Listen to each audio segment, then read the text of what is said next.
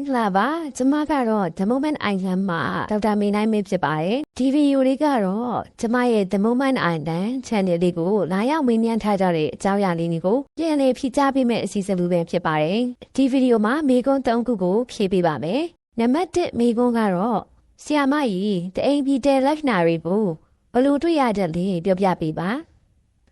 ဟုတ်ပါပြီတအိမ်ပြည်တဲ့ခြင်းဆိုတာကတအိမ်တွင်ပြည်တဲ့ခြင်းသို့မဟုတ်ပြင်းထန်သောတင်ပစုံကွင်းအတွင်းမှာရောင်ရမ်းနေရောပါ PIG လို့ခေါ်ရပါတော့။အဲ့ဒါရဲ့အထက်ကလက္ခဏာတွေကိုဆင်မပြောပြပေးလိုက်ပါမယ်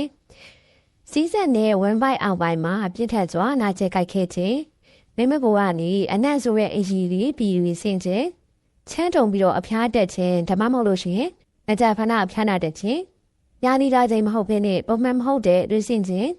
ဒီလက္ခဏာတွေပြလာပြီဆိုရင်တော့ပိုးဝင်တာပြင်းထန်ကြီးအသက်အန္တရာယ်ရှိနိုင်တဲ့အတွက်ညီစရာစီယုံစီခဲ့ဖို့အမြန်ဆုံးတွားရောက်ပြသဖို့အထူးလိုအပ်ပါနေ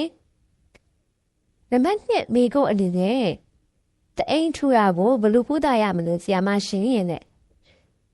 တအိမ်ထူခြင်းအန်ဒိုမီထရီရဲ့ဟိုက်ပါပလင်းစီယာဆိုတာဟာဟော်မုန်းဝင်ညောင်းကြောင့်ဖြစ်ပြီးတော့အဆင့်လိုက်ကုသမှုခံယူရပါမယ်ပထမအဆင့်နဲ့စစ်ဆေးကြည့်ရပါမယ်တာဖွာမီရဲ့ဆရာဝန်နဲ့ပြသပြီးတော့တင်ပစုံအထရဆောင်ဖို့လိုက်ရပါမယ်လိုအပ်လို့ရှိရင်တအိမ်ချစ်တာအသားစားယူစစ်ဆေးခြင်းတို့ပို့ပြုလို့ရပါမယ်ခုတောက်မှုအဒီငယ်ကတော့ရီယိုတအိမ်ငယ်ရန်ထူခြင်းဖြစ်တဲ့ဆိုရင်တော့ progestin ဟော်မုန်းစီးများဘူးတောက်သုံးပြီးတော့ကုသနိုင်တယ် cell state ကပေါ့နော်ပုံစံမမှန်ဖြစ်နေရပြီးဒါမျိုးတွေဖြစ်နေလို့ရှိရင်တအိမ်ထုတ်တဲ့အထိခွဲစိတ်ကုသဖို့လိုအပ်နိုင်ပါတယ်မိမိသဘောနဲ့ဆေးရည်မတောက်ဖ ೇನೆ တာဖွာမီရဲ့ထူးကူဆရာဝန်နဲ့ကြားတာဖို့ကိုတိုက်တွန်းချင်ပါလေနံပါတ်3ဘေးကုန်းလေးကတော့တာသမီယူရှင်တို့ရဲ့အတွက်စောင်းရရှောင်းလာနေရဘူးပြောပြပြီးပါတဲ့။စောင်းရမယ့်အချက်တွေကတော့ကိုဝင်မဆောင်ပြီးအနည်းဆုံးတစ်လကြုံကျင်ပြီးတော့ folic acid 400 mg ကိုနေ့စဉ်တောက်သုံးပေးရပါမယ်။ဒါဆိုရင်မြည်စရာရှိရပေါ့နော်။ကိုဝင်မရခင်တစ်လဆိုတာကဘယ်လိုမျိုးပြောရလဲ။ခွဲချိန်ပါရမယ်ဆိုတာကိုကြိုသိနိုင်လို့လားဆရာမပေါ့နော်။အဲ့လိုမျိုးပြောကြတာမဟုတ်ဘူး။ကိုကခလေးယူတော့မယ်လို့ဆုံးဖြတ်ပြီးတော့တားကြီးတောက်နေတာကိုရှက်လိုက်ပြီးတော့ပေါ့နော်စပြီးစူးစမ်းနေတဲ့အချိန်ကနေစပြီးတော့ဒီ folic acid ကိုစပြီးတောက်သုံးတဲ့နေတချို့ကြတော့လေစစ်စစ်ကြည့်လိုက်လို့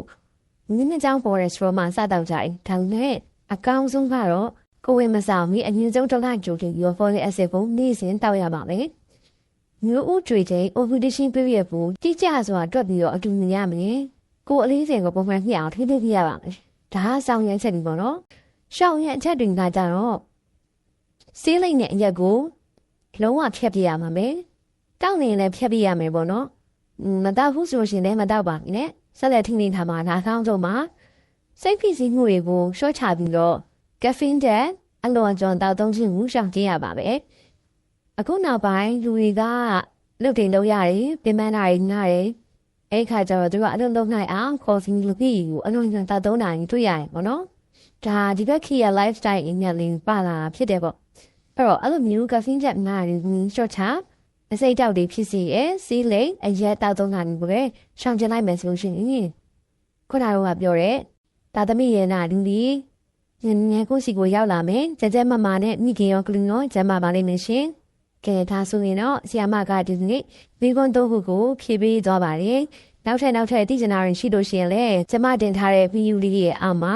ကိုမန်အနေနဲ့လာပြီးတော့မိသွားလို့ရပါတယ်။ကျမကဒီလိုမျိုးကိုမန်တွေကိုပြန်လည်ဖြည့်ကြားပေးရဲ့ session လေးတွေကိုအပတ်စဉ်တိုင်းလစဉ်တိုင်းပြုလုပ်ပေးတော့မှဖြစ်တဲ့အတွက်ကြောင့်မလို့ကိုသိချင်တာတွေကိုအာမနာနဲ့မိခဲ့ပြီးတော့ဆွေးနွေးသွားလို့ရပါတယ်ရှင်။နောက်ထပ် video ကိုကြည့်ရှုခြင်းနဲ့ဆိုလို့ရှိရင်လည်းကျမရဲ့ The Moment Island YouTube channel လေးကို subscribe ပြုလုပ်သွားပါဦး။ဒီနေ့ရဲ့ like တစ်ချက် subscribe တစ်ချက် comment တစ်ကြောင်းအားကျမတို့နောက်ထပ်တော့ကျမရဲ့မူတရားတွေကိုမျှဝေရအတွက်အားရနားကြီးရရှိစေပါလေ။ကဲနောက်ထပ်ဗီဒီယိုမှာတွေ့ဆုံကြပါဦးမယ်။